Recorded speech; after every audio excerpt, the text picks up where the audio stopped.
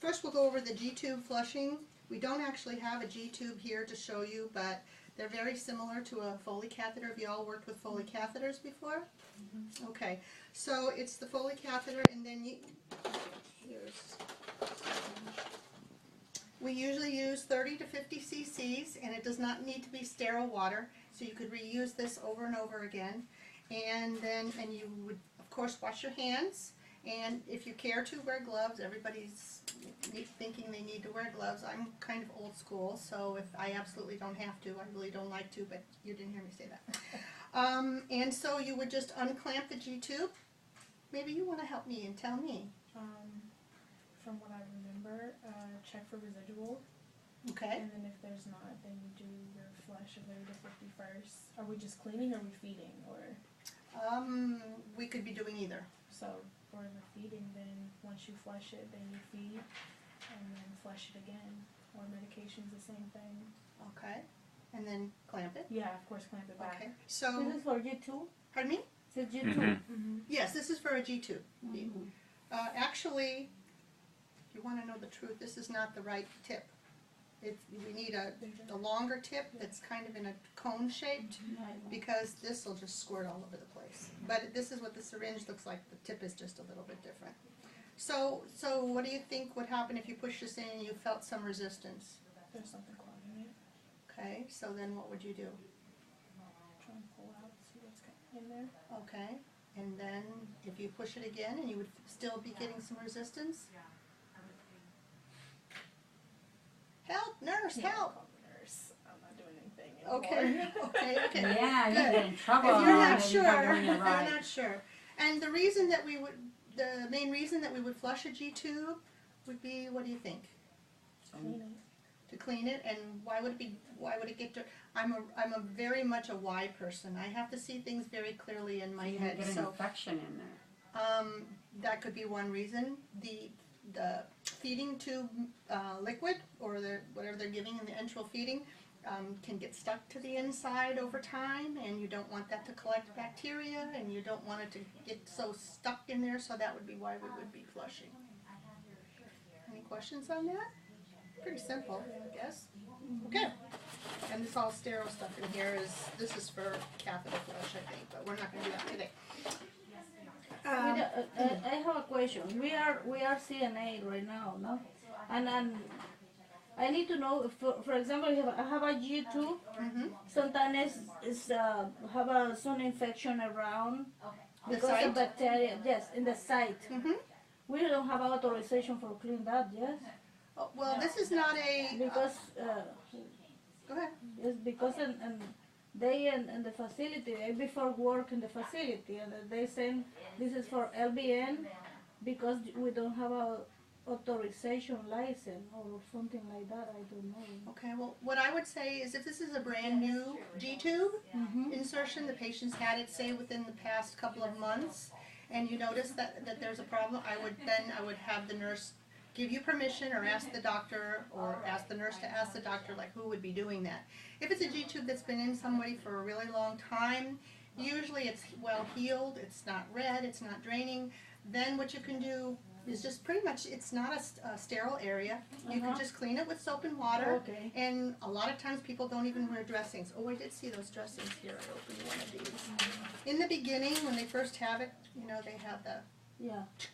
around there, and they'll ask you sometimes to put on some kind of an ointment or a lotion prescribed by the doctor, but generally it's just soap and water. They usually have these on hand. If every once in a while maybe there is a balloon that's inside that prevents all the stuff from leaking out. If it does start leaking and you need to notify the nurse about it, or the doctor, you might want to put one of these around there to kind of catch it, collect it until you can get that taken care of. All right. I used to clean mine. I used to have a patient, but the husband used to tell me just clean it like with the alcohol swabs. Well, alcohol swabs, especially if it's a new one, is going But to it was burn like heck. old. It was old. That can be- She already had it for a while. She was bedridden. She had a G-tube. Alcohol can be very drying. Soap and water is really, I think, for all intents and purposes, good enough. Patients' skins are very sensitive to alcohol. I mean, if it's something that you absolutely need to clean all the germs off of, you don't really need to worry about that too much right there. We would use half saline and half hydrogen peroxide. Yes, that's good, because that's not Peroxide? toxic to the skin, you could use Yeah. that too. But in a pinch, if a patient doesn't have that in their home, you could Yeah. just. Any questions on that? I put myself a couple of notes. This is the first time, by the way, that I'm doing an adult class. I've been a preschool teacher for many years, so I'm teaching grown-ups now. This is kind of fun. You guys are paying attention, right? I don't need to draw you in or put you in timeout. So I wrote myself a few notes here. So then most G-tubes will have either a plug or a clamp after you're done with the feeding, unless they're continual feedings. You're all familiar with that, okay? And raising the head of the bed with the feeding, 45 for an hour or so after the feeding, and then you can lower their head down. So that's just so that it doesn't kind of come up this way. Okay. So I think it's a good idea, the training with the YouTube, but the real YouTube is we need to see. In my case, because I don't do it never before. okay. I never do it before. Note to Dylan and self. Request for We didn't have that. G-tube We didn't feeding. get a G-tube Exactly.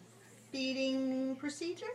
The Uh-huh. whole The thing. whole procedure. What the tube looks like and everything. Yeah, because they was duty for the LBN and the facility. I never touched that. We don't have a Facility authorization. regulations are a lot different than what you're going to be doing Exactly. for the Home care is in-house. different. But in terms of home care, we probably wouldn't, before we place you on a G-tube case, we're going to do actual physical training. Exactly. Yeah, and you got to remember too that it's the doctor who set the G tube, right? Who set it in the patient, But and then the nurse is going to be there in the beginning to train, whether it's a caregiver or a family. So, Katie's right. I mean, you're never But, going to go to a case where you're not trained on exactly what it is and how it works. I don't talking about that put the tube and there. No. Just check when is correct.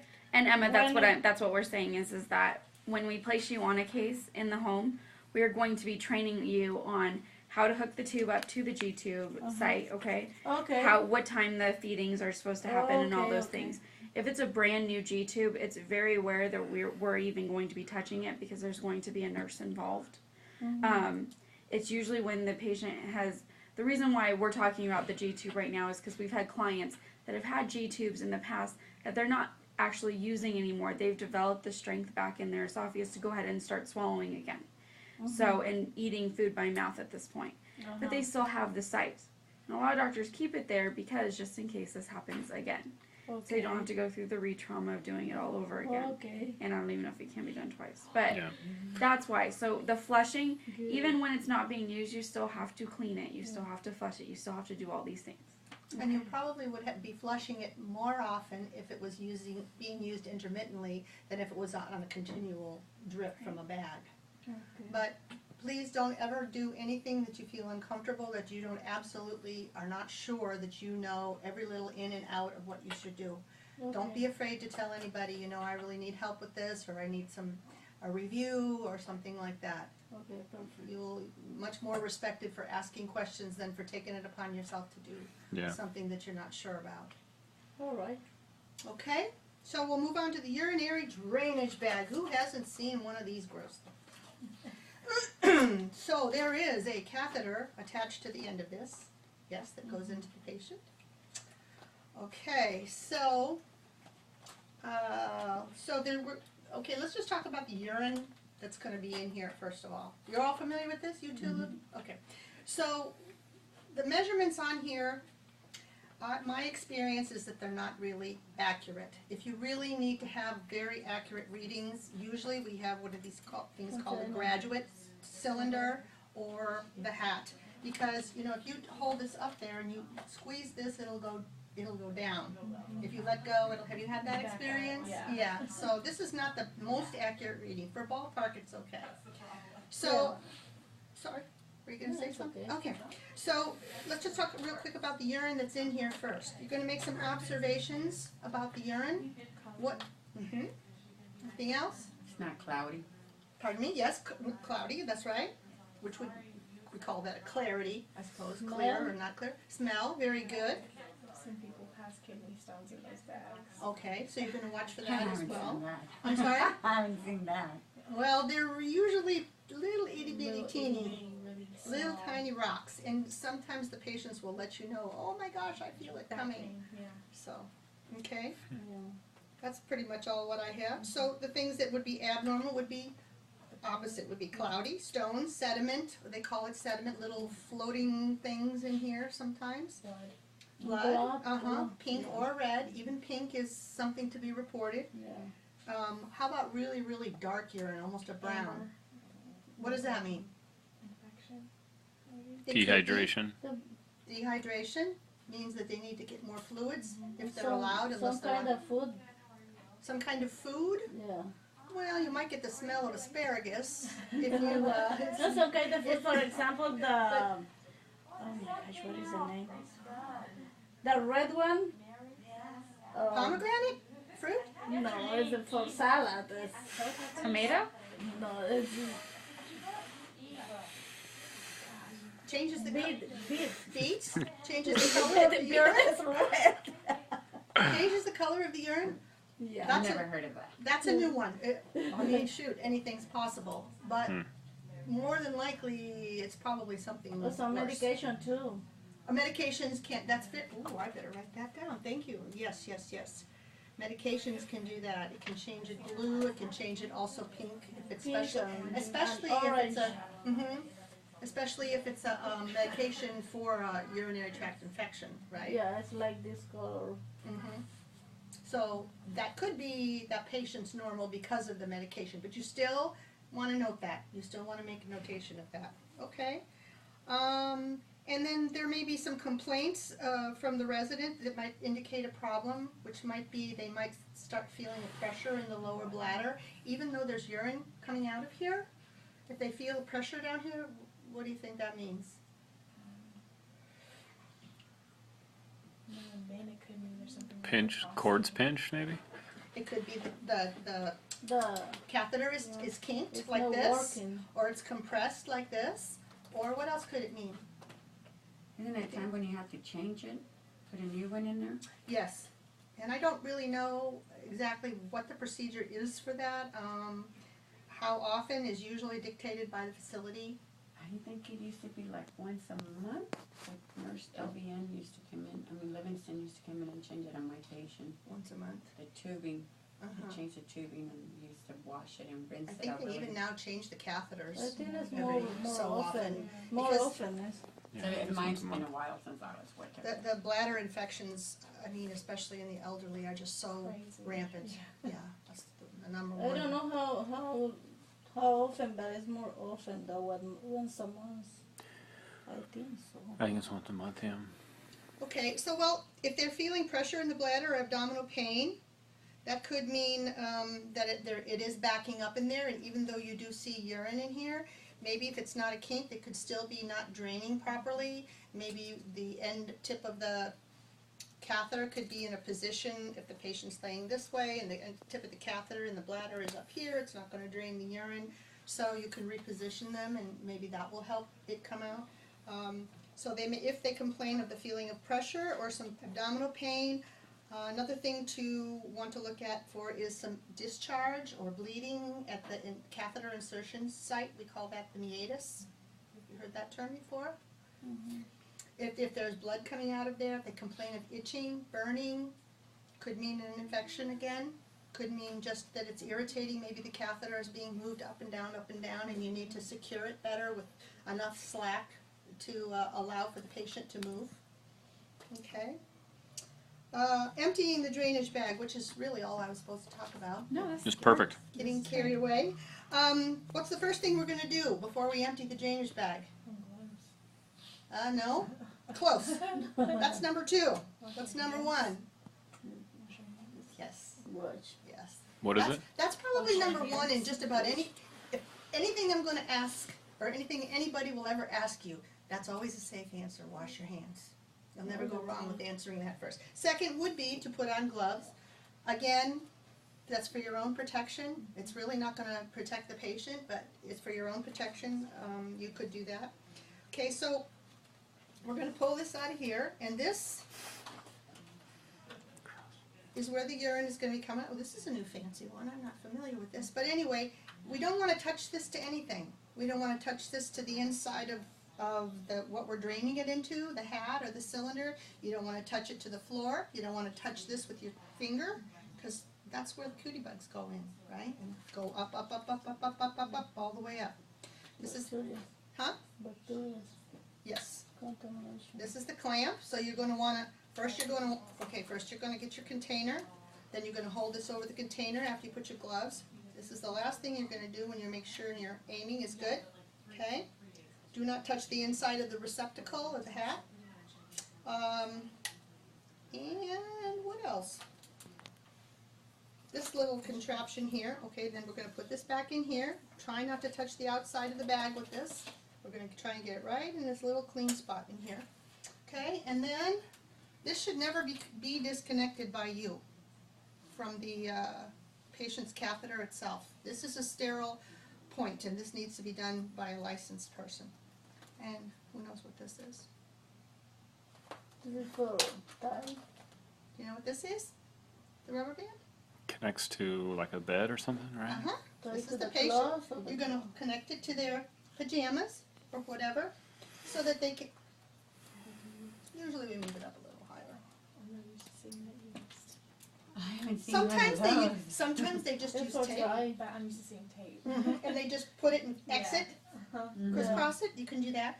But this is to connect it to the gown or whatever, and leave enough room so this patient can move this around and in bed, so that if it should kind of get laid on or stuck, it's not so tight like this. You would think that the looser it is, the more likely it's going to get caught on something. But if it's underneath the bed linens or underneath their clothes, the closer it is with a little bit of, the looser it is with a little bit of slack is better for movement. Okay? And can we, okay, so here's the catheter tip, and it's in the patient, and here's our hat up here, okay, or right here. Pretend there's nobody else. We're gonna The take this banana. out. Can we do this like this? What's wrong with this picture? We're holding this right here, like this, and here, and there's patient. What's wrong with this picture? There's a post. It's too high. The first one. Very good. Yes, we have to do this below the level of the patient to allow the drainage, because if the urine goes back up this way, once it's already out, that increases your chances for infection. It's below the waist. Always, well, it should be below the level of the bladder, Yeah. wherever that Yeah. may be. And then this, Well, they usually have it hanging down here by the bed, so Uh-huh. it's easy.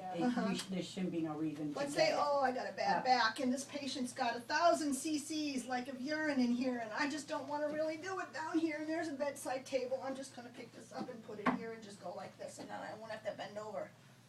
That's a big no-no. Mhm. You're either hurting yourself, plus you're hurting the patient too. Right, right. And maybe your back, but then you take it, that's another whole story.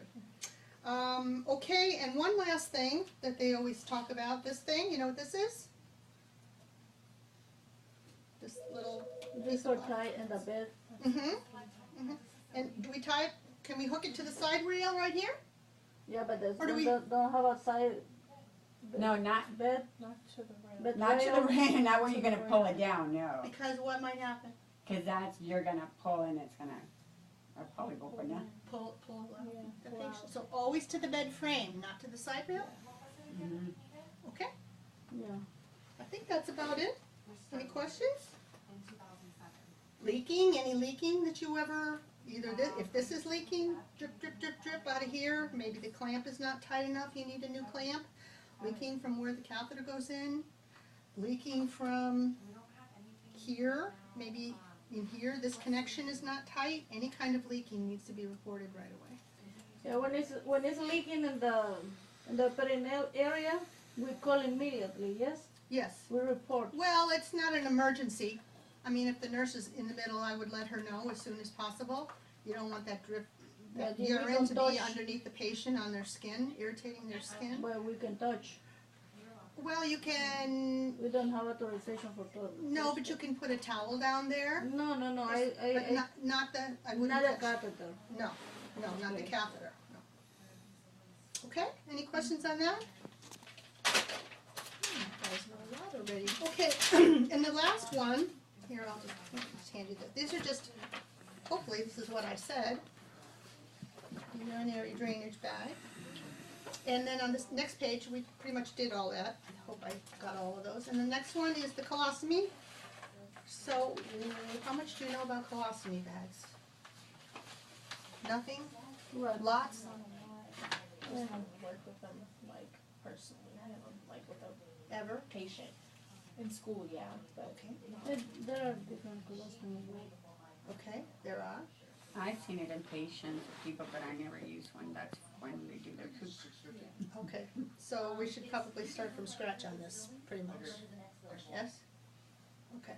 So, first of all, why do patients have colostomies? They had their colon cut, okay. The colostomy is for, what do we collect in here? Mhm. Very good. Both are right. Okay. Okay, so there's many reasons why patients will have a colostomy, but we won't get into that right now. But the word ostomy itself means a surgical incision into through the abdominal wall into a part of the colon. It can be in the big part of the colon, the small intestine, the large intestine. It can be at any point along the line there, depending on the need for the purpose of why the doctor is doing it in the first place.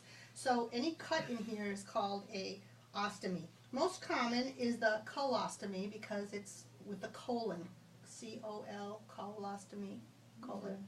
But there are others. There's an ileostomy. I don't know if you've ever heard that word. That goes into the, right, okay, good. All right, so colostomies can be both permanent and temporary, or temporary. The little thing that comes out of the stomach, part of the colon that comes out of the stomach, that little thing that they say looks like a rosebud. Very good, yes. Portion of the intestine brought to the surface of the abdomen to allow for drainage. So, what color is this? Stoma, red, or? Pink. Good, pink. Can be red or pink. And is it dry, moist? What is it? Probably moist. It's moist. It's part of your mucous membranes inside your colon, and especially when the feces is coming through, it's going to be moist in there. So this little thing that's sticking out here is supposed to be somewhat moist. Okay. When you clean around this, you don't like my humor? No, it's his faces. It's really not that bad. My Yummy. humor's not that Oh. bad? No, he's making a face stoma. about the stoma. Oh, okay. What did I say? No, I'm hungry for lunch. Okay, I'm trying to be professional. Throwing you off your game. Okay, so it can bleed when you clean, and especially if it's a brand new one that the doctor has just, done surgery on recently, a little bit of bleeding is okay. So there are different sizes and different shapes. Some can be bigger, some can be smaller, just like everybody is different. Their insides are also a little bit different too, but generally they're about that big around, like a golf ball. So this area that's right around the stoma is called the peristomal skin, and that should be kept clean and dry. No bleeding from that particular skin, no cracks, no ulcerated or like sores around that stoma, okay? And then this thing we call an appliance. And there are two kinds. This kind is the one piece, and this one is called two piece. So this just comes like this, and they're both the same. If you have a real irritated skin around the stoma, you might want to just keep the one piece and not keep changing it, or you might want to use the two piece rather, and not keep changing it. I'll show you why. So if you have this stoma here, then they have this like a waxy pliable ring that goes right around the stoma, and usually it's a piece like this, and you cut, I don't know if you will cut, probably the nurse will cut a hole in it so that, because if your stoma is this big, you want it to fit snugly around the stoma. And if your stoma is this big, then you're going to want to cut it a little bigger. So you're never probably going to find a stoma bigger than this. So this thick piece of flexible material is called a Caregiver ring. Isn't that it? Right here. Sorry, I should have showed you. That's a Caregiver ring. So you'll get this separate. If you're going to be using this one, you'll get a separate one. So then this already comes already on here. So let me show you how this would do. You can take it off. I can pull it all apart. No, Okay. you can take Take Just this the off. ring clips off, yeah. Take what up? Oh, yeah. Okay. We'll do it like that. All right, so then you have the stoma, so you're going to clean it. Let's see what I got here. Okay, so we sometimes can call this a wafer, and this is the pouch or the bag. So then this comes with you'll tear this off, and then you maybe need to cut this a little bit bigger than this. This is kind of small for a stoma. So then you would let the stoma go through there, and pull, it'll come through, depending on the size, and then that goes on there like that. And make sure that it's very secure. This is just an adhesive type of a thing. And then, so then if this clips onto here, and you make sure that that's secure. You don't want any drips out of there. If it's not secure, you're going to get a pretty bad odor out of there. By the way, there are things that you can get on the market that they have tablets and things, droplets I've seen, that they can put in the bag that does control the odor.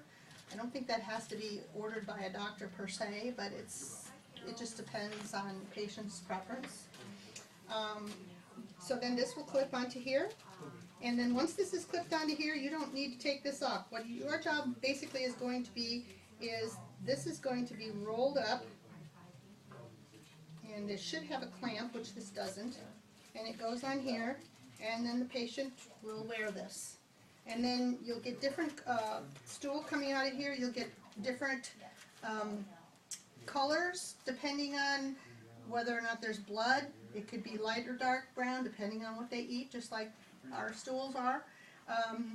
The consistency will vary depending on where in the colon it is. The small intestine is usually very, very loose liquidy. The colostomy in the colon, you might get semi-formed stool in here. Some people it comes out just like a regular bowel movement. So it just sort of depends, but you're going to look for the same types of things as if it was coming out the other way. Consistent diarrhea when you know that this is a colostomy and it's in the colon. You might, if it's just really, really liquidy and a lot like a diarrhea, you can get diarrhea out of this as well. They suggest that you empty this every 2 to 4 hours. Only so that it's not so heavy that this is not really, I don't know, this is the new millennium. It seems to me like they should have some better thing for down here, but I see this hasn't changed for 25 years. But you don't want this to get so heavy that this is going to pop off and go all over the place. So don't let it get too full. So when that gets full, when you change it, do you just replace it completely, right? You dispose of that, or do you reuse it? No, you can reuse this. This is also not a It's sterile. just open the hole and the bottom. Well, from time to time you will, just because it gets old Yeah. and raggy and like that. But no, you replace this. And then there's a belt, which there's little tabs here, that patients usually wear around their waist unless they're completely bedridden. But if they're up in a wheelchair or whatever, they'll have a belt that goes around that will hold this in place for them. Ideally, if you can get them to the bathroom, you kind of like go like this, and you don't even have to take this off of here. You can just open this up and empty it right into the toilet. That's really the best way to do it. Otherwise, you're going to need to use a bedpan. You just kind of, like you do with toothpaste, like that.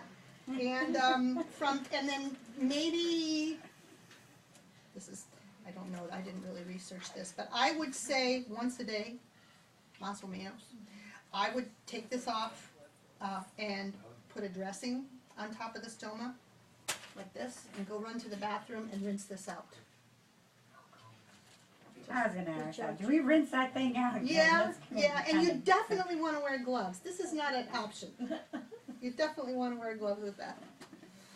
So room sprays are always nice. What I want to say about this that I think is important, and this is a real sensitive issue with patients as far as, The younger yeah, ones. Dignity. yeah. And some are fine with it. Hey, this is my normal body function, and I mean, I've had people even make fun of themselves with it, and that's okay. Then there's other people. You try to give them as much privacy and respect as possible. And I personally like to encourage them as much as possible to do as much for themselves as they can. They're gonna ideally need to learn it on their own unless they're a deteriorating patient and you know that they're not going to be getting better. But with gentle guidance, I think that they should do as much as possible for themselves. If they're not comfortable with that, some patients, hey, you know what, I'm paying you, I want you to do it. And everybody's different, the customer is always right, so they say. So, But I think the key is just communicating with them and telling them, kind of get a feel of how and where they are, right? yes. Before How you do just feel jump in about- and start doing it. Yeah, how much of this are you, how much experience